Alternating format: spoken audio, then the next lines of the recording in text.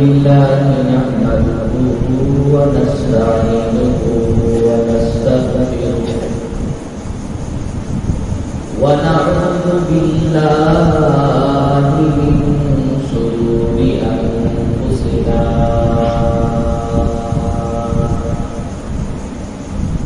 ومن سيئات أعمالنا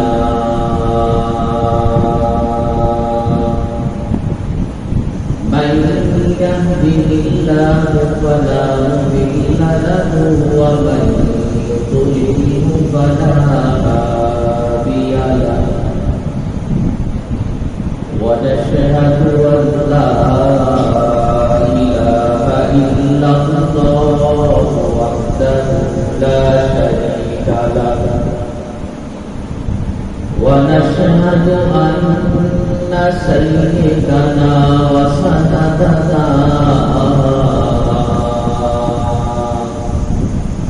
وحبيبنا وحبيب ربنا وطبيبنا وطبيب قلوبنا وأرواحنا ومولانا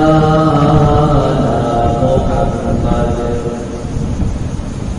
صلى الله تعالى عليه وعلى آله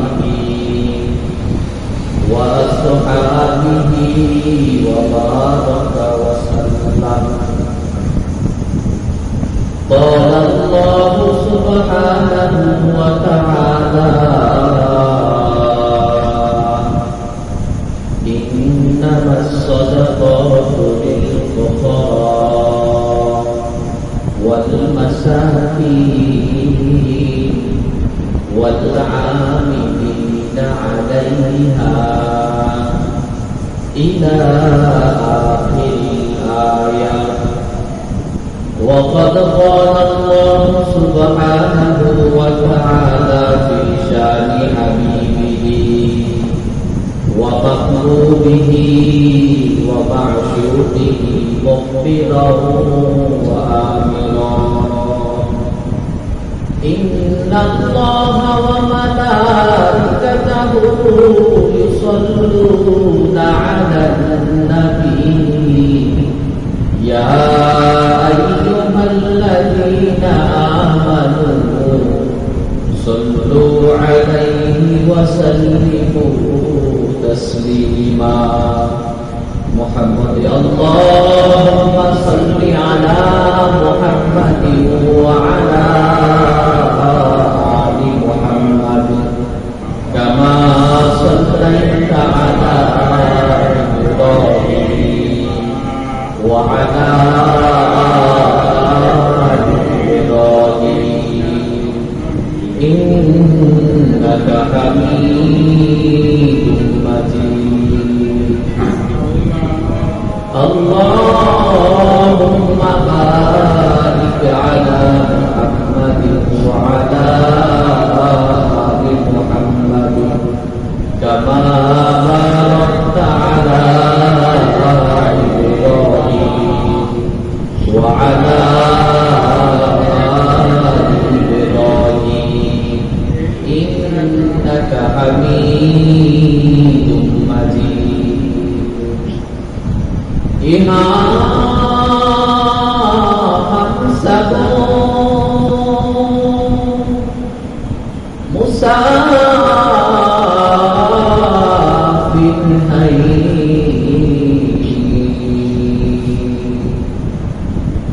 কবর আখের ঠিকানা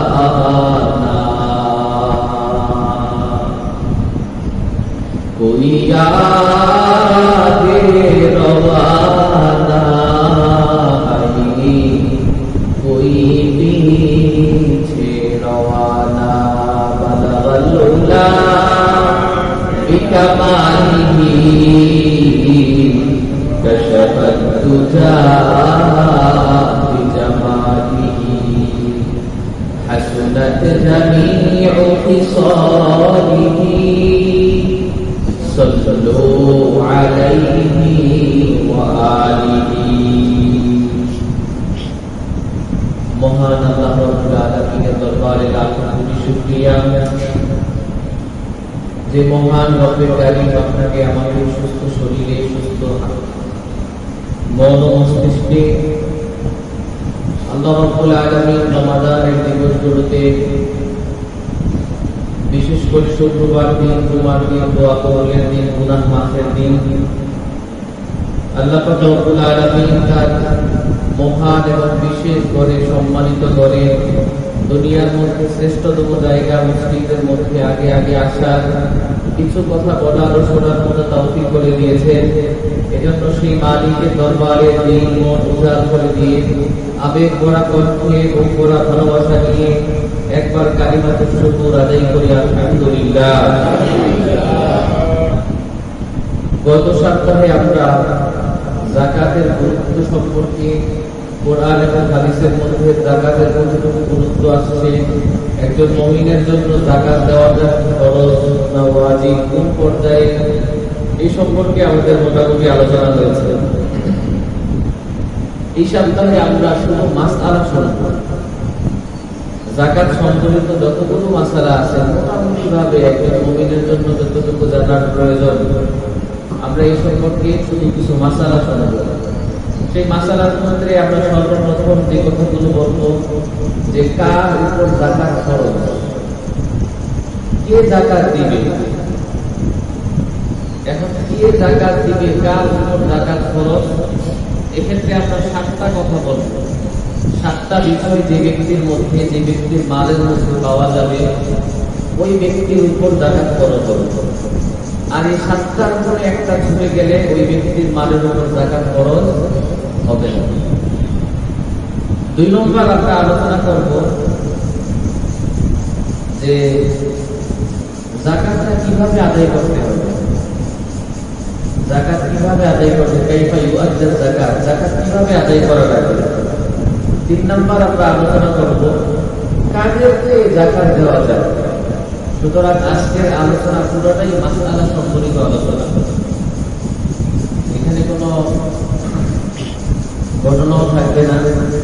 আজকের মাসআলার মধ্যে অন্য কোনো আলোচনাও দেওয়া যাবে না, সময় অভাব। তো আমরা সর্বপ্রথম শুরু করতে যাচ্ছি যে কার উপর যাকাত ফরজ, যাকাত কার উপর ফরজ, আমরা সেই বিষয়ে 7টা কথা বলবো। 1 নম্বর, ওই ব্যক্তির উপর যাকাত ফরজ হবে যে ব্যক্তি আকল হতে হবে, জ্ঞান থাকতে হবে।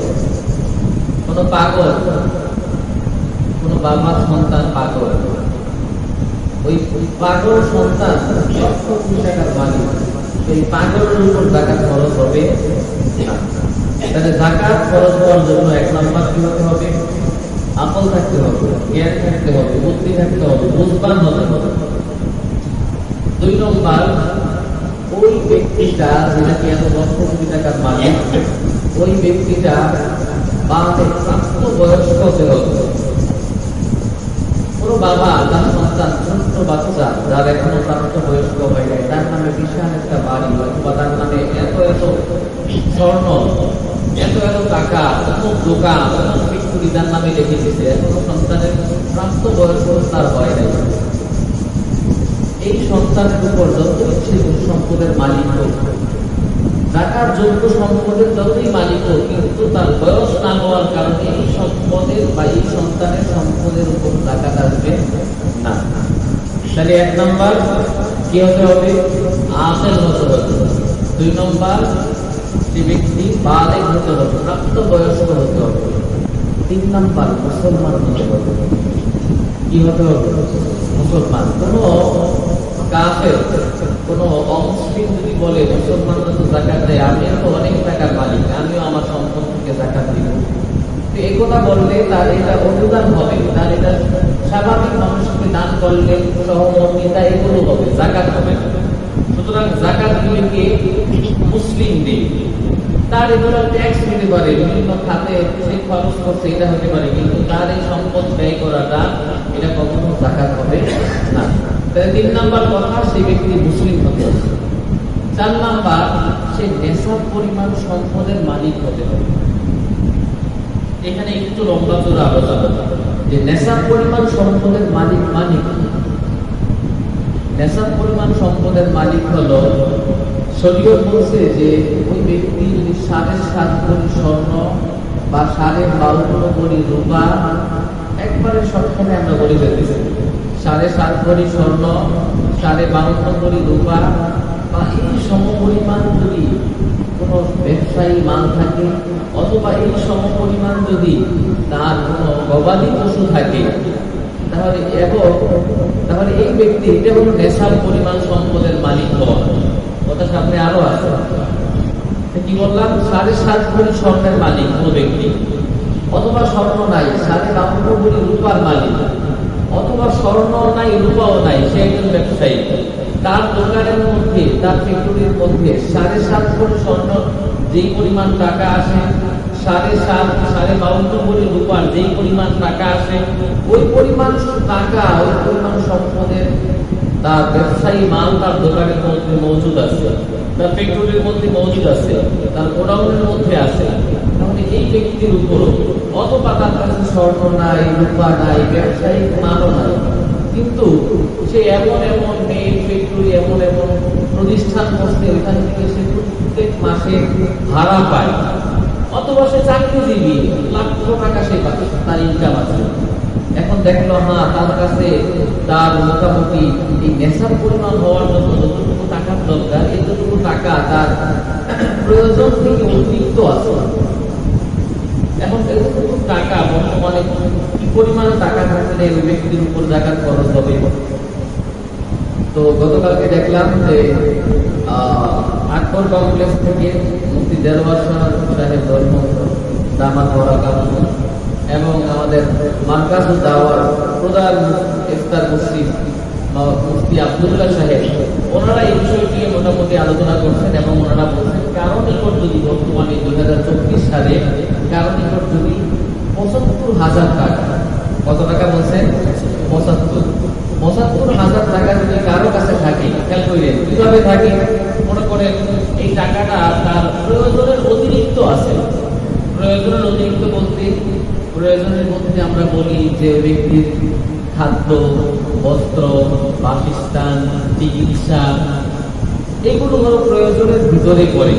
এগুলো খরচালি দেওয়ার পরে কারণ কি 1 বছর করে সমপরিমাণ 1 বছর পর্যন্ত এই 70-75,000 টাকা কারো কাছে থাকলে, বছর শেষ হলে তার উপর এই 75,000 টাকা দিতে হবে, যাকাত দিতে হবে। 40 ভাগের 1 ভাগ, 1 লাখ টাকা হলে 2.5% টাকা। এখন কথা হইল যে এই যে সে যাকাত দিবে, এই যে আমরা বললাম প্রয়োজনের অতিরিক্ত, এখন কেউ মনে করেন কারো প্রয়োজন হয় যে আসলে তার একটা গাড়ির দরকার, অনেক টাকার মালিক, তার মনে করেন এখন গাড়ি ছাড়া চলে না, সব কাজ গাড়ি লাগে, তার জন্য ওই গাড়িটাও প্রয়োজনের ভিতরে পড়ে। কারো মোবাইলের দরকার, মোবাইল ছাড়া চলে না, কিন্তু সাবধান, যতটুকু মোবাইল হলে হয়ে যায় এতটুকুর মধ্যে ক্ষেত্র থাকতে হবে। অনেক গাড়ি মনে করেন কেউ এই যে কি বলে, এই যে আমার ভাই ইউটিউবের কাজ করে, ওনার একটা মোবাইল থাকা দরকার, এটাও কিন্তু তার জীবিকার মাধ্যম বানাইছে, বুঝতে পারে। তো ওনার জন্য এই পরিমাণ এই ধরনের একটা মোবাইল থাকার দরকার, এটা তার প্রয়োজনের ভিতরে পড়ে। কিন্তু মনে করেন মাত্র 8-9 পড়ে বাচ্চা, মাত্র 7-এ পড়ে, 6-এ পড়ে, ওর জন্য আইফোনের দরকার, যে তার প্রয়োজনের ভিতরে পড়ে। তো প্রয়োজন থেকে অতিরিক্ত যদি তার যদি 75,000 টাকার মতো সম্পদ থাকে, তাহলে এই ব্যক্তির উপর যাকাত খরচ হবে। এখন কথা হইল এই টাকাটা 75,000 টাকা মনে করেন আপনি জানুয়ারি মাসে কি ধরছেন, তো জানুয়ারি মাসের শুরুতে আপনার অ্যাকাউন্টে বলেন, আপনার কাছে বলেন 75,000 টাকা ছিল, কিন্তু জানুয়ারির পরে 2 মাসে গিয়ে আর আপনার 75,000 টাকা ছিল না, কোনো ক্রমে বা কোনো কারণে আপনার কিছু টাকা চলে গেছে। তবে একেবারে 75,000 টাকা শেষ হয়ে গেছে এমন না, 20,000 চলে গেছে, 30,000 চলে গেছে, কিন্তু আপনার 75,000 টাকার একটা অংশ আপনার কাছে ছিল। আবার বছরের লাস্টে ডিসেম্বর মাসে গিয়ে দেখলেন আবার আপনার কাছে 75,000 টাকা আছে। অর্থাৎ শরীয়ত বলবে বছরের শুরুতে যদি তুমি নেশার পরিমাণ সম্পদের মালিক থাকো, আর বছরের শেষে গিয়েও যদি তুমি নেশার পরিমাণ সম্পদের মালিক থাকো, মাঝখানে যদি কোনো কারণে নেশার থেকে কমে চলে আসে, সমস্যা নাই। তুমি যদি শুরুতে থাকো আর শেষে থাকো, তাহলে তোমার জন্য কি দেওয়া লাগবে? যাকাত দেওয়া লাগবে। একথা বললে হবে না, হুজুর আমি তো বছরের মাঝখানে জুন মাসে গিয়ে দেখলাম আমার অ্যাকাউন্টের মধ্যে ৭৫,০০০ নাই, তাহলে আমি কি আবার জুন মাস থেকে নতুন করে ধরবো? না, ওই জানুয়ারিতে যখন আপনার কাছে ৭৫,০০০ টাকা ছিল, আবার সেকেন্ড টাইম আবার যখন ডিসেম্বরের শেষে জানুয়ারিতে আপনার কাছে ৭৫,০০০ টাকা আছে, মাঝখান থেকে ৩০,০০০ও চলে আসে, ২০,০০০ও চলে আসে, ১০,০০০ও চলে আসে, তারপরও আপনার কি দেওয়া লাগবে? যাকাত দেওয়া লাগবে। হ্যাঁ, যদি মাঝখানে আইসা ১০,০০০-এর মধ্যে এই ৭৫,০০০ টাকার ১ টাকাও না থাকে, পুরাটাই ব্যাংকে রাখছিলেন, ব্যাংকে যদি ইসলামী ব্যাংকে বা কোনোভাবে সুদ ছাড়া সুদবিহীন এমন যদি কোনো ব্যাংকিং এর ব্যবস্থা যদি বাংলাদেশে বা পাকিস্তানে থাকে, আপনি ওইখানে রাখলেন, হ্যাঁ, আপনি সেখানে কারেন্ট অ্যাকাউন্টের মধ্যে টাকা রাখলেন যেখানে কোনো সুদ দেওয়া হয় না, এরপরে তো ওরা একবার অনেক কথাই করবেন, এখানে রাখছেন, কিন্তু হঠাৎ করে ব্যাংক উদাও, আপনার পুরো ৭৫,০০০ টাকাই চলে গেছে, তাহলে ওই ক্ষেত্রে আপনারা ওই যখন চলে গেল, আবার যখন নতুন করে আপনার অ্যাকাউন্টের মধ্যে আবার ৭৫,০০০ টাকা আপনার কাছে আসবে, ওই সময় থেকে আবার নতুন করে আপনার বছর ধরা শুরু হবে। বুঝতেছেন? কেউ মনে করেন হজে যাইবে, খেয়াল করেন, তো হজে যাওয়ার জন্য ব্যাংকে টাকা জমা রাখছেন, কেউ তার সন্তানকে বিয়ে দিলেন, বিয়ের জন্য টাকা জমা রাখছেন ব্যাংকের মধ্যে, মনে করেন সুদবিহীন কোনো ব্যাংকে রাখছেন, সুদযুক্ত ব্যাংকের মধ্যেও যদি কেউ টাকা রাখে, আর ওই টাকার পরিমাণ যদি কি হয়, ওই নেশার পরিমাণ সম্পত্তি ৭৫,০০০ টাকা সমপরিমাণ টাকা যদি তার ব্যাংকের মধ্যে থাকে, এটা সুদভিত্তিকই হোক, ওই ৭৫,০০০ টাকার উপরে ৯০০ টাকার উপরে কিন্তু জাকাত আছে। বুঝতেছেন? কেউ ২ লাখ ৩ লাখ টাকা সুদ ভিত্তিক ব্যাংকে, এখন এই কারণে কি আপনি এই কথা বলে দিবেন আপনার উপর জাকাত খরচ হবে না? না, আপনার উপর জাকাত খরচ হবে, কিন্তু কত থাকবে এই কথা ভাই, এই সুদ ভিত্তিক ব্যাংকের মধ্যে টাকা রাখা এটা সম্পূর্ণ সুদ লেনদেন, আর সুদ যে দেয়, যে খায়, যে লেখে, কি বলে ওয়াকাতিবু ওয়াশাহিদু, হ্যাঁ, যে খায়, যে দেয়, যে লেখালেখি করে সুদের, আল্লাহ রাসূল সাল্লাল্লাহু আলাইহি ওয়াসাল্লাম বলেন পুরাটাই সুদ লেনদেন, এবং সুদের সর্বনিম্ন গুনাহ মায়ের সাথে জিনা করা। আল্লাহ আমাদের সবাইকে হেফাজত করুন, সকলে বলেন আমিন। বলতে পারেন হুজুর বর্তমানে যে অবস্থা, ব্যাংকিং লেনদেন ছাড়া, সুদ ভিত্তিক লেনদেন ছাড়া তো কোনো কাজে চলে না। ভাই শরীয়ত তো আপনার কাছে চাইবে যে আপনি কতটুকু আল্লাহর জন্য, দ্বীনের জন্য আপনি নিজেকে উৎসর্গ করবেন। কেউ মনে করেন যে একেবারে এক জায়গায় গেছে, যাওয়ার পরে সেখানে দেখলো মনে করেন ইউরোপ আমেরিকা এবং আমেরিকাতে আছে, জার্মানি দেখলাম যে শুনলাম যে জার্মানিতে হালাল হালাল খাবার খাওয়াটা অনেক কষ্ট, ইউরোপ আমেরিকাতেও অনেক সহজ, জার্মানি শুনলাম একটু কঠিন। তো ওইখানে যাওয়ার পরে আপনি গিয়ে দেখবেন যে ওইখানে হালাল হালাল খাবারের জন্য অনেক ঘোরাঘুরি করতে হয়। এরপরও শুনলেন যে আসলে যে আমার এই দোকানদার যার থেকে গরুর গোস্তটা কিনে আনে, আপনি যাচাই বাছাই শুরু করছেন এই দোকানদার তো মনে করেন মুসলিম, অথবা এই দোকানদার মুসলিম না হলেও কোনো মুসলিমের মাধ্যমে তার গরুর গোস্ত সংগ্রহ করে। তো আপনার যতটুকু সামর্থ্য আছে, আপনি যতটুকু জানতে পারেন যে আমি হালাল উপার্জনের জন্য যতটুকু দরকার এতটুকু আমি চেষ্টা করি আর করে নেই, বাদ বাকি পুরাটাও আমি করতে পারি না। তো ইসলাম শরীয়ত আপনাকে দেখবে যে আসলে আপনি কতটুকু করতেছেন। আপনি দেখেন যে এখন সুদ লেনদেন ছাড়া অথবা মনে করেন ব্যাংকিং লেনদেন ছাড়া সম্ভব না, তো ইসলাম শরীয়ত দেখবে যে আমার এই বান্দা আসলে কতটুকু আমাকে আমার এই ইসলামকে ফলো করে। আপনি একেবারে ১০০ থেকে ১০০ না পারলেও ৯৫ ভাগও তো চেষ্টা করবেন। এমন তো না যে এমন হইব যে আসলে আপনি একেবারে যেখানে যান সেখানে সম্পূর্ণ ১০০ থেকে ১০০ ভাগ সব পুরোটাই হারাম না। শরীয়ত, ইসলাম, উলামায়ে কেরাম ওনারা আপনাকে অবশ্যই কোনো পথ বাতলে দিবেন, ওনারা অবশ্যই আপনাকে কোনো পথ দেখায় দিবেন যে হ্যাঁ এইভাবে করলে আপনি অন্তত ৯৫%, ৯৭% আপনি হালাল ভাবে থাকবেন, বাদ বাকি ২-৩% হইতেই পারে। এটা থেকে বাঁচা কোনোভাবে সম্ভব না হইলে আল্লাহর কাছে মাপ চাইবেন। বুঝতেছেন? এখন যদি কোনো ব্যক্তি মনে করেন ব্যাংকের মধ্যে টাকা রাখছে যে কোনো কারণে লোক, তো এই ব্যাংকের টাকা চাই সে সুদি লেনদেন করে এমন ব্যাংকে টাকা রাখুক, অথবা সুদবিহীন ব্যাংক যদি কোনো থাকে, ইসলামিক ব্যাংকে যদি সে টাকা রাখে, তো সেখানেও যদি তার টাকা জমা থেকে আসে, টাকাটা যদি তার নেশার পরিমাণ সম্পদ হয়, অর্থাৎ বর্তমান ২০৩৪ সালে ৭৫,০০০ টাকা সমপরিমাণ যদি তার টাকা থাকে এবং সেটা তার ঋণ থেকে অতিরিক্ত হয়, তাহলে ওই সম্পদের উপর জাকাত আসবে। ঋণের কথা আসলেই অবশ্যই একটা কথা বলতেই হয়। গত বছরও বলছিলাম যে দেখেন মানুষ ঋণ নেয় দুই কারণে। কয় কারণে ঋণ নেয়? দুই কারণে। একটা হলো অভাবে পড়ে মানুষ ঋণ নেয়, প্রয়োজনের তাগিদে মানুষ ঋণ নেয়। আরেকটা হলো মানুষ ব্যবসায় লাভবান হওয়ার জন্য, ব্যবসায় উন্নতি লাভের জন্য মানুষ ব্যাংক থেকে ঋণ নেয়, মানুষ আরেকজন থেকে ঋণ নেয় না? কোটি টাকার মালিক, এরপরও দেখবেন কত শত কোটি টাকা ব্যাংক থেকে ঋণ নিয়ে ব্যবসা করতেছে, ওরে কিনা বলেন? ফ্যাক্টরি আছে 5টা, আরো 5টা জন্য ঋণ নিয়ে রাখছে। বাংলাদেশে আছে, এখন মনে করেন অন্য কোনো দেশে তার কোনো বিজনেসের জন্য বহু টাকা ঋণ নিয়ে রাখছে। এখন এই লোক যদি বলে হুজুর আমি তো অনেক টাকা ঋণ, কত টাকা হুজুর? আমি 10 কোটি টাকার মালিক, আর 10 কোটি টাকা ঋণ নিছি 10টা আপনার ফ্যাক্টরি করার জন্য, আরো 10 কোটি টাকা ঋণ নিছি আমার ব্যবসায় লাভবান হওয়ার জন্য।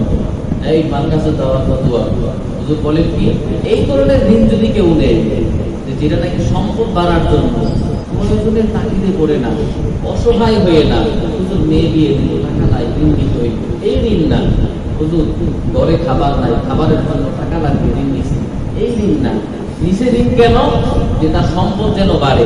বাড়ি ছিল একটা, আরেকটা বাড়ি করবে। দোকান ছিল 5টা, আরো 5টা দোকান করবে। ফ্যাক্টরি ছিল 5 ফ্যাক্টরির মালিক, এখন 10টা করবে। আগে দেশের শিল্পপতি ছিল, এখন বিজনেস করে বিদেশে। ঋণ লাগবে, এই ঋণের কথা বলছে। এই ঋণ কিন্তু বাদ যাবে না, এই ঋণ কি যাবে না? বাদ যাবে না। এখন যদি সে বলে যে হুজুর 5 কোটি টাকা ঋণ নিছি, আর 5 কোটি টাকার মালিক, তো ঋণ আর এটা মিললে তো এখন একেবারে সমান সমান, আমি তো কোনো জাকাত দেওয়ার যোগ্য না, আমি তো নিজেই জাকাত দেওয়ার যোগ্য হয়ে গেছি না। আপনার এই ঋণ কি হবে না? জাকাত থেকে বাদ যাবে না। এই জাকাত থেকে বাদ যাবে যাবে বুঝছেন তো? কারণ আমি অসহায় হয়ে টাকা নাই, পয়সা নাই, নিজের প্রয়োজনের তাগিদে ঋণ নিছি। আমি 2 লাখ টাকার মালিক, এখন 2 লাখ টাকার মালিক করে কি হয়েছে? আমি আবার 1.5 লাখ টাকা ঋণ করে নিচ্ছি। আমি কয় লাখ টাকা ঋণ করে ফেলছি? 1.5 লাখ টাকা। আমি 2 লাখ টাকার মালিক, 1.5 লাখ টাকা ঋণ করছি। ঋণটা কেন করছি? আমার প্রয়োজনের কারণে। কেমন প্রয়োজন? আমার সংসার চলে না। কেমন প্রয়োজন? আমি মেয়ে বিয়ে দেওয়ার ক্ষেত্রে আমার এই টাকাটা লাগে। কেমন প্রয়োজন? আমার বাসস্থানের জন্য একটা ঘর করার মতো আমি এখনো জীবনে একটা ঘর করতে পারলাম না, এই ঘর করার জন্য আমি কি করছি? 1.5 লাখ টাকা ঋণ নিয়েছি। আমার বাবা এমন অসুস্থ হয়েছে, আমার বাবার চিকিৎসার জন্য আমি কি করছি? 1.5 লাখ টাকা ঋণ নিয়েছি। তো শরীয়ত বলবে এই 1.5 লাখ টাকা বাদ দেও। বাদ দেওয়ার পরে এমন যে আমি 2 লাখ টাকার মালিক, এখন আমার কাছে থাকলো কত টাকা? 50,000 টাকা থাকলো না? তো 50,000 টাকা থাকলে কি আমার দেশের পরিমাণ সম্পদের মালিক আমি হই? কারণ আমার দেশের পরিমাণ সম্পদের মালিক হওয়ার জন্য কত লাগবে? 70,000 লাগবে। তাই আমাকে বলা হবে যে না, তুমি এই বছর জাকাত দেওয়ার যোগ্য হও নাই, তোমাকে শরীয়ত বলবে না এই বছর জাকাত দেওয়ার জন্য। কিন্তু যদি মনে করেন ব্যবসায় উন্নতির জন্য আপনি ঋণ নিচ্ছেন, কত কোটি টাকা ঋণ নিচ্ছেন, আর আপনি এখন বললেন যে হুজুর আমি তো 15 কোটি টাকার মালিক, আমি তো ঋণ নিচ্ছি 10 কোটি, এখন 10 কোটি বাদ দিয়ে দেন আর 5 কোটি দিব না, আপনার এই ঋণ কিন্তু বাদ যাবে না। আপনি 15 কোটি টাকার মালিক করে 15 কোটি টাকারই ঋণ দেওয়া, জাকাত দেওয়া লাগবে। বুঝতেছেন? তাহলে আমরা কি বললাম? আতের যে ব্যক্তির উপর জাকাত খরচ হবে, ব্যক্তি যে কি হবে? আতের হবে, বালেক হবে, মুসলমান হবে, নেশাব পরিমাণ সম্পদের মালিক হবে। এই নেশাব পরিমাণ সম্পদ কি হতে হবে? তার ঋণ থেকে অতিরিক্ত হতে হবে। বুঝতেছেন? এই নেশাব পরিমাণ সম্পদ কি হতে হবে? ঋণ থেকে অতিরিক্ত হতে হবে। এবং এই নেশাব পরিমাণ সম্পদ তার 1 বছর পরিমাণ তার কাছে থাকতে হবে। কয় বছর পরিমাণ? 1 বছর সময় তার কাছে থাকতে হবে। এমন ব্যক্তির উপর বছর শেষ হলে তার উপর জাকাত দেওয়া ফরজ হবে। এখন বলতে পারেন হুজুর জাকাত কি সবসময় রমজানই দেয়? রমজান ছাড়া কি জাকাত দেওয়া যায় না? শরীয়ত বলে যে না, যখন তোমার বছর শেষ হয়ে গেল তখনই তোমার উপর জাকাত দেওয়া ফরজ। এখন আসলে এমন হয়েছে আমরা যে জাকাতের হিসাবই করি না। আমি কবে জাকাত দেওয়ার মালিক হইলাম আমি নিজেই জানি না। তো আমার কাছে তো এটা একেবারে কঠিন হবে। জাকাতের মাল কিভাবে হিসাব করতে হবে আমি সেটা জানি না, আমার কাছে তো কঠিন হবে। আমি যদি আসলেই কোরআন এবং সুন্নাহকে সামনে নিয়ে চলতাম, যখন আমি আমার রুজি ইনকাম শুরু করছি ওই সময় থেকে আমার একটা ফিকির থাকতো যে আসলে আমি যে 10,000 টাকা করে মাসে ইনকাম করি, এই টাকা দিয়ে আমার লাস্টে থাকতে কত? আমি তো আরো ঋণই থাকি। আমি 20,000 টাকা মাসে ইনকাম করি, হ্যাঁ আমার প্রত্যেক মাসে আমার বাবা মার খরচাতে দিয়ে, আমার আমার আহালিয়াতে আমার আহার পরিজনের খরচ দেওয়ার পরে আমি 1000 টাকা, আমি 2000 টাকা করে আমার পকেটে রাখতে পারি, ব্যাংকে রাখতে পারি। হ্যাঁ, তো দেখা গেল একটা সময় গিয়ে আমি এবার হিসাব করতেছি কত হইল। আচ্ছা, আমি তো ফেব্রুয়ারি মাসের 29 তারিখে, ফেব্রুয়ারি মাসের 28 তারিখে আমি তো 75,000 টাকার মালিক হয়ে গেছি। তখনই আমার মাথার মধ্যে আসতে হবে, আগামী ফেব্রুয়ারি মাসের 28 তারিখে যদি আমার এই অ্যাকাউন্টে, আমার পকেটে, আমার ব্যাংকে, আমার কোনো মালিকানায় যদি 75,000 টাকা থাকে, তাহলে এই ফেব্রুয়ারি মাসের 28 তারিখে আমার উপর 1 বছর অতিক্রান্ত হওয়ার কারণে আমার উপর জাকাত দেওয়া খরচ হবে। বুঝতেছেন?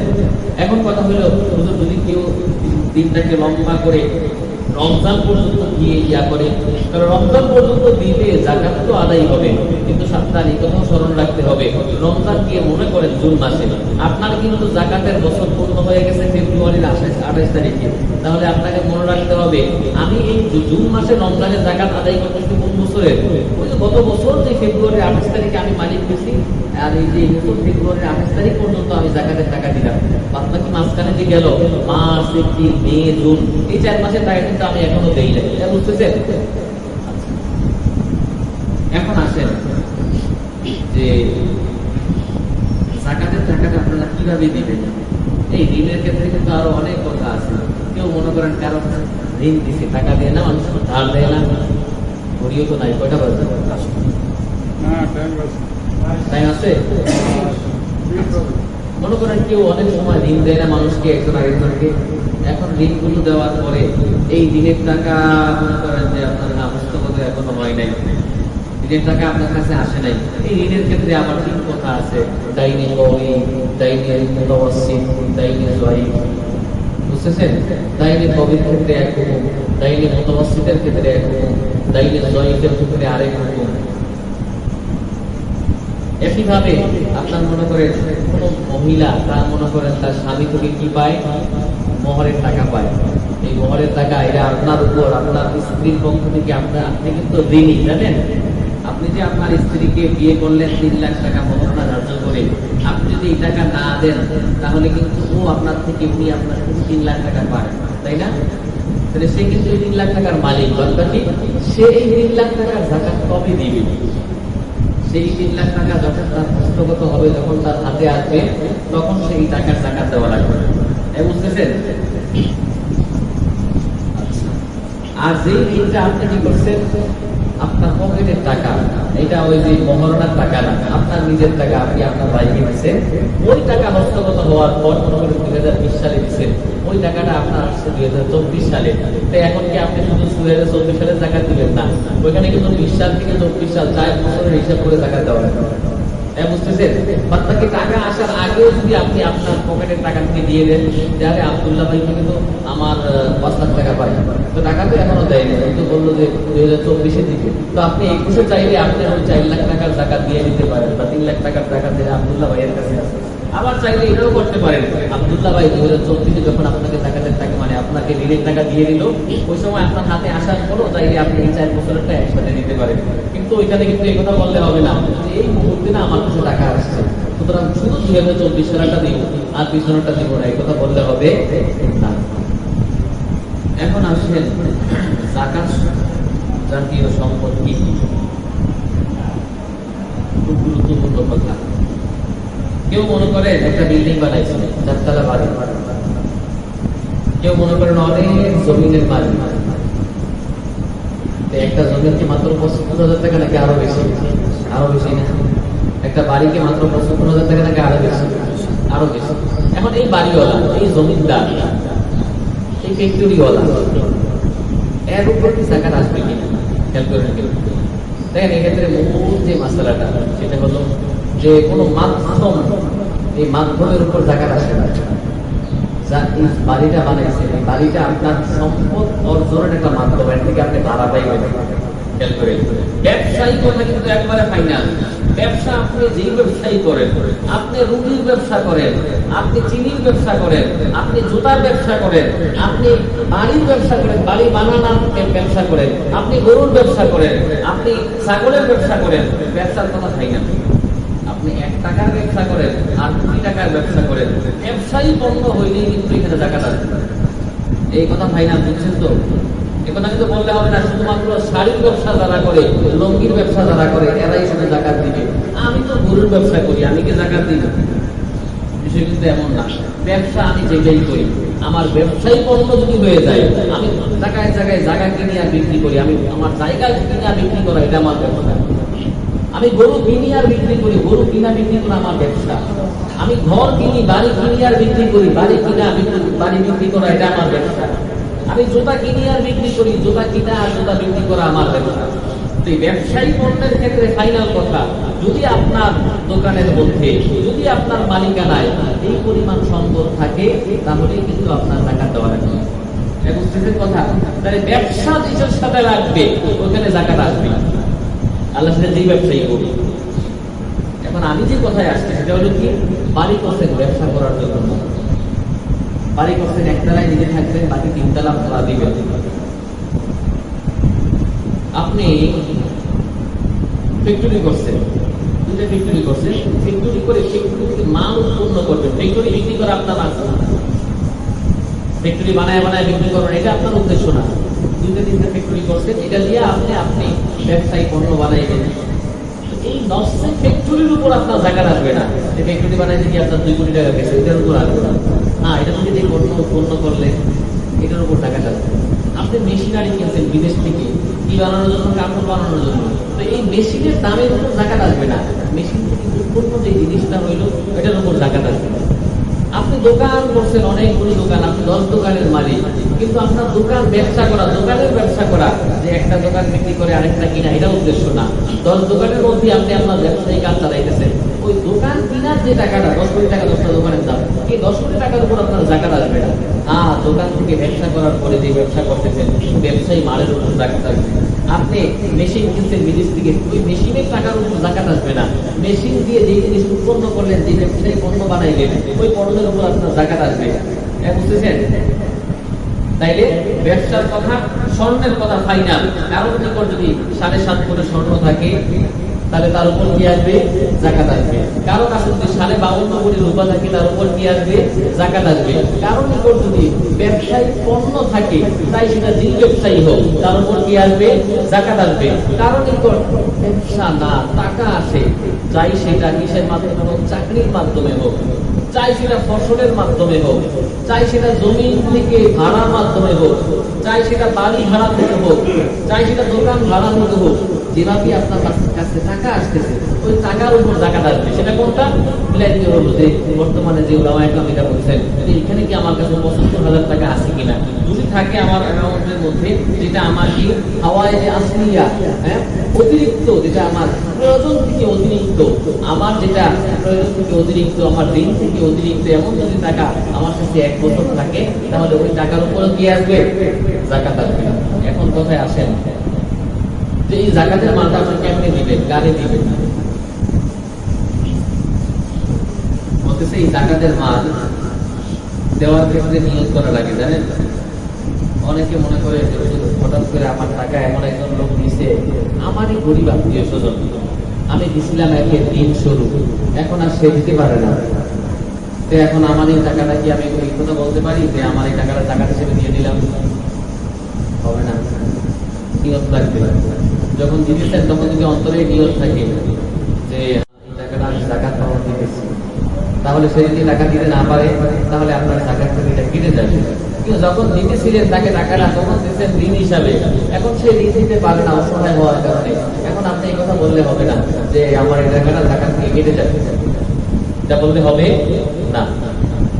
তাহলে এখন জাকাত দেওয়ার ক্ষেত্রে জাকাতের ক্ষেত্রে মালিক বানানো লাগে। কি বানানো লাগে? মালিক বানানো লাগে। এখানেও খুব গুরুত্বপূর্ণ কথা, আসলে আমরা অনেকেই আদায় করতে পারি না। মালিকানা একেবারে সাফ সাফ মালিকানা হতে হবে। এই জন্য ওলামা একরাম বিভিন্ন পন্থা অবলম্বন করেন, বিশেষ করে আমাদের মাদারসার ক্ষেত্রে। আমরা মাদারসা কিন্তু আমাদের মাদারসার ক্ষেত্রে, যে আমরা মাদ্রাসার মধ্যে আমরা অনেক কাজে, বিশেষ করে আমরা ওস্তাদদের বেতনটা, মাদ্রাসার যে খাবার আমরা খাই, আমরা অনেক ওস্তাদই আসতে গেছে, আমরা মোটামুটি 2-4 বছর বা যেগুলোই হোক, আমরা 75,000 টাকার মালিক আছি, কিন্তু এরপরেও কিন্তু আমরা মাদ্রাসার খাবার খাই, তাই না? মাদ্রাসার ওই টাকাটা, এই টাকাটা দিয়ে আপনারা আমাদেরকে খাবারের ব্যবস্থা করে, ওইখানে কিন্তু জাকাতের টাকাও লাগে, জানেন? ওই জাকাতের টাকাটা যেভাবে আমরা সেটাকে কিভাবে যে একরাম তাদের দিন এবং শরীয়ত কোরআন এবং সুন্নাহকে সামনে রেখে কিছু পদ্ধতি বাতলায় দিয়েছেন, এই পদ্ধতি অবলম্বন করলে এটা যেমন ছাত্র সে যেমন খাইতে পারে, ওস্তাদও খাইতে পারে, বুঝতেছেন? তো এই ক্ষেত্রে মালিকানার একটা বিষয় আছে। মালিকানা লাগবে, জাকাতের ক্ষেত্রে কি বানানো লাগবে? মালিকানা বানানো লাগবে, মালিক বানিয়ে দেওয়া লাগবে। না ওইটা তোমাকে টাকার মালিক বানিয়ে দিলাম, তুমি এটা যেভাবে মন চাই খরচ করতে পারো। দেখেন কেউ মনে করেন এই কাজ তোমার একটা কাজ করলো যে আপনি জাকাতের টাকা পাইছেন, এখন দেশে গেলেন, খেয়াল করলেন দেশে গেছেন, গিয়ে দেখেন এক গরিব লোকের একটা না ওই লোকের না গিয়ে দেখলেন যে আচ্ছা গরিব ওরে আমি একটা কল লাগাই দিই, কল আছে না ডিপ কল, টিউবওয়েল, এটা টিউবওয়েল লাগাই দিই, অথবা তার একটা ঘটনায় ঘর বানাই দিলেন। বলেন এখানেও জাকাতের যে মালিকানা পরিপূর্ণ হয় না। খেয়াল করে কি বানাই দিচ্ছে, একই কল বানাই দিচ্ছে, একই কি বলছে, এটাও নাকি পরিপূর্ণ হয় নাই। পরিপূর্ণ হয়তো কিভাবে? যে আব্দুল্লাহ তোমারে তো আমি, আপনাকে মনে মনে নিয়ত থাকলেই হবে, কি লাগবে? আমাকে বলতে হবে না আব্দুল্লাহ তোমারে আমি 1 লাখ টাকা জাকাত তোমাকে দিতে যাচ্ছি, এটাও বলা লাগবে না। আব্দুল্লাহ তোমার তো অনেক সমস্যার মধ্যে আছো, আমি তোমার 1 লাখ টাকা সহযোগিতা করতে চাই। খেয়াল করে আপনার নিয়তে আছে কি জাকাত দিচ্ছে আব্দুল্লাহ, কিন্তু ওর কাছে প্রকাশ করলেন কি তোমার আমি কিন্তু সহযোগিতা করতে চাই 1 লাখ টাকা। তো সেটা কি আমি তোমাকে একটা দোকান বানাই দিলে ভালো হয় তোমার জন্য? খেয়াল করে মালিকানা কিভাবে হস্তান্তর করতেছে, নাকি তোমাকে 1 লাখ টাকার অ্যামাউন্ট দিয়ে দিলে ভালো হয়, তুমি সেটা নিজের কাছে লাগাই না, কারণ তোমার কোন জায়গায় বেশি প্রয়োজন আমি তো জানি না। তো এই মুহূর্তে ওই আব্দুল্লাহ বলতেছে ভাই আপনি আমাদের দোকানের মাল কিনে দেন। এখন যদি আপনি আপনার মাধ্যমে দোকানের মাল কিনে দিলেন, এই জন্য আপনার জাকাত আদায় হয়েছে, বুঝতেছেন? কি আপনার বলতে দিচ্ছেন যে তোমারে আমি 1000 টাকা 1 লাখ টাকা দিতে চাই, তুমি এটা কোন খাতে দিতে চাও? তুমি চাইলে তোমার ঘর বানাইতে পারো, আমি ঘর বানানোর জন্য জিনিসপত্র কিনে দিতে পারি, তুমি চাইলে তোমাকে একটা দোকান বানাই দিতে পারি, তুমি কোনটা চাও? ও যখন বললো আপনাকে ভাই আমার জন্য এটা বেশি ভালো হয়, এখন মালিকানা তার মধ্যে আসছে দিকে সেই শক্তি নিয়ে বলতে পারছে ভাই আমার জন্য এটা ভালো হয়, এখানে মালিকানা পরিপূর্ণ পাওয়া গেছে। কিন্তু আপনি দেশে গেলেন, ইয়া মনে করেন 5টা কল লাগাই দিলেন, এর কলের থেকে আরো যন্ত্র ছিল তার বৃদ্ধ বাবা তার বৃদ্ধ মায়ের চিকিৎসা করা, হইতে পারে না? এমন এর চেয়েও জরুরত ছিল তার ওই মেয়ের বিবাহ দেওয়া, হইতে পারে না? আপনি এখানে কল লাগাই দিয়ে আসছেন, তার মধ্যে আপনি মালিকানা পূর্ণাঙ্গ দেন নাই, যার কারণে মালিকানা না হইলে পূর্ণাঙ্গ হাসিল না হইলে জাকাতের টাকা আদায় হয় না। এজন্য কি বানানো লাগবে? মালিকানা তাকে মালিকানা বুঝিয়ে দেওয়া লাগবে। এখন সেটা যেভাবেই হোক এমন কোন পদ্ধতি অবলম্বন করে তাকে মালিক বানিয়ে দিবেন। এগুলো বলা লাগে না যে আমি তোমাকে জাকাতের টাকা দিলাম। আত্মীয় স্বজনের ক্ষেত্রে এটা করবেন না। যদি কোনো গরিব আত্মীয় স্বজন থাকে, পরিচিত কোনো ব্যক্তি থাকে, এদেরকে এইভাবে না বলা যে আমি তোমাকে জাকাতের মাল দিলাম, এদেরকে এইভাবে বলা আমি তোমাকে সহযোগিতা করলাম। ভিতরে ভিতরে তো আপনার নিয়ত আছে আপনি জাকাত থেকে দিচ্ছেন, তাহলে সে অন্তর দিয়ে কষ্ট পাবে না যে আমি জাকাতের টাকা, মানুষ কি করে না, জন্য এইভাবে না বলে এইভাবে বলবে। এখন এই জাকাতের টাকা কানে কানে দিবেন, খেয়াল করেন একবারে মূল কিছু উসুল। 1 নাম্বার হলো আপনার উসুল এবং ফুরুকে জাকাত দেওয়া যাবে না। আপনার উসুল এবং ফুরুকে, উসুল মানে আপনার উসুল, আপনার উপরের দিকে যারা আছে, আপনার বাবাকে মাকে জাকাত দিতে পারবেন না। আপনি জাকাতের মালিক, আপনি ছেড়ে আপনি কিসের মালিক হয়েছেন? জাকাতের মালিক হয়েছেন। এখন আপনি আপনার বাবাকেও জাকাত দিতে পারবেন না, আপনি আপনার মাকেও জাকাতের টাকা দিতে পারবেন না, আপনি আপনার দাদাকেও দিতে পারবেন না, আপনি আপনার দাদিকেও দিতে পারবেন না, আপনি আপনার নানাকেও দিতে পারবেন না, আপনার নানিকেও দিতে পারবেন না, নানার বাবা মা যদি থাকে এদেরকেও দিতে পারবেন না। বুঝছেন? উপরে যত যায়। এবার নিচের দিকে আসে, আপনি আপনার মেয়েকেও দিতে পারবেন না, আপনি আপনার ছেলেকেও দিতে পারবেন না, আপনি আপনার ভাগি হবে না, মেয়ের মেয়ে কি হয় নাতি নাকি, আপনি আপনার নাতিকেও দিতে পারবেন না, আপনি আপনার নাতনিকেও দিতে পারবেন না। চাই সেই নাতি এবং নাতনি ছেলের ঘর থেকে হোক, চাই মেয়ের ঘর থেকে হোক, ওই নাতি নাতনির যদি বাচ্চা হয় ওরাও যদি বড় বড় হয়ে যায়, আমরা যদি আপনাকে 120 বছর হায়াত দেয়, পাইতে পারবেন না 2 4 5 সিটি বা 1 2 হাজার, এই নিচের দিকেও দিতে পারবেন না। বুঝতেছেন? স্বামী তার স্ত্রীকে দিতে পারবে না, স্ত্রী তার স্বামীকে দিতে পারবে না, কোন মুসলিম অমুসলিমকে জাকাত দিতে পারবে না। হ্যাঁ, সহযোগিতা করতে পারবে। ভাই হিন্দু বা একদম তো আল্লাহ বান্দা কি বলে, যদি ইমান আনে নাই তাহলে সহযোগিতা করতে পারে, কিন্তু যদি কোনো হিন্দুকে জাকাত দিয়ে দেয়, মন্দির বানাইতে পারে, যদি জাকাত দিয়ে দিলাম, জাকাত কিন্তু আদায় হবে না, এটা গুণাগার হতে পারে মন্দির বানাইতে গেলে। কিন্তু তার সার্বিক সহযোগিতা, তার খাবারের জন্য কিন্তু টাকা দিলেন, তার পরনে পোশাক নাই, ভাই মানুষ হিসাবে আল্লাহ বান্দা তো, আল্লাহ বান্দা হিসেবে তার পোশাকের ব্যবস্থা করে দিলেন। এটি নফল হইতে পারে, একজন মানুষকে আপনি সহযোগিতা করলেন, কিন্তু এটা দিয়ে আপনার জাকাত থেকে এখান থেকে কায়দা দিবেন, এটা হবে না। এটা কোনো মুসলিমকে জাকাত দিতে পারবে না। তাহলে কি বললাম, আপনার উপরের দিকে জাকাত দিতে পারবেন না, আপনার নিচের দিকে জাকাত দিতে পারবেন না, আপনার স্বামী তার স্ত্রীকে দিতে পারবে না, স্ত্রী তার স্বামীকে দিতে পারবে না, মুসলিম অমুসলিমকে দিতে পারবে না, ভাই ভাইকে দিতে পারবে না। কারণ ভাই কি আপনার বুঝতো না কেউ? আপনার ভাই, তাই না? আপনার মায়ের সন্তান ভাইকে দিতে পারবে, বোনকে দিতে পারবে, ভাতিজাকে দিতে পারবে, ভাই ভাতিজিকে দিতে পারবে, ভাগিনাকে দিতে পারবে, ভাগ্নিকে দিতে পারবে, চাচাকে দিতে পারবে, ফুপুকে দিতে পারবে, খালাকে দিতে পারবে, মামাকে দিতে পারবে। বুঝতেছেন? তাহলে একবার সহজ সুরত, দাদার মা বাবা, দাদা দাদি, নানা নানি, ওনার বাবা মা, ওনার বাবা মা, এদেরকে দেওয়া যাবে না। নিজের দিকে, নিজের ছেলে মেয়ে, ছেলে মেয়ে ছেলে মেয়ে, ছেলে মেয়ে ছেলে মেয়ে, এদেরকে দেওয়া যাবে না। মুসলিম অমুসলিমকে দিতে পারবে না, স্বামী তার স্ত্রীকে দিতে পারবে না। এছাড়া মোটামুটি অন্যান্য বিষয়গুলো মনে হয় দেওয়া যাবে। কত হলো শাশুড়িকে দেওয়া যাবে, দেওয়া যাবে। শাশুড়িকে আপনার আপন মা, শাশুড়িকে আপন মা, শাশুড়িকে দেওয়া যাবে। তারপরে আর কাকে দিতে পারবে। এখন যে বিষয়গুলো আপনাদের থেকে আগে আপনার প্রশ্নের মাধ্যমে জানতে হবে যে আর কাকে দিতে পারবেন, কাকে দিতে পারবেন না। এখন কতটুকু দিবেন, চাইলে আপনি আপনার ফুল টাকাও দিতে পারেন, চাইলে তার জরুরত পরিমাণ দিতে পারেন। উত্তম তো এমনটাই যে এতটুকু জাকাত দেন যেমন তার সে স্বাবলম্বী হয়ে যাবে। আমরা শুধুমাত্র এখন বাংলাদেশে আমরা শুধু কাপড়ই দেওয়া শিখি।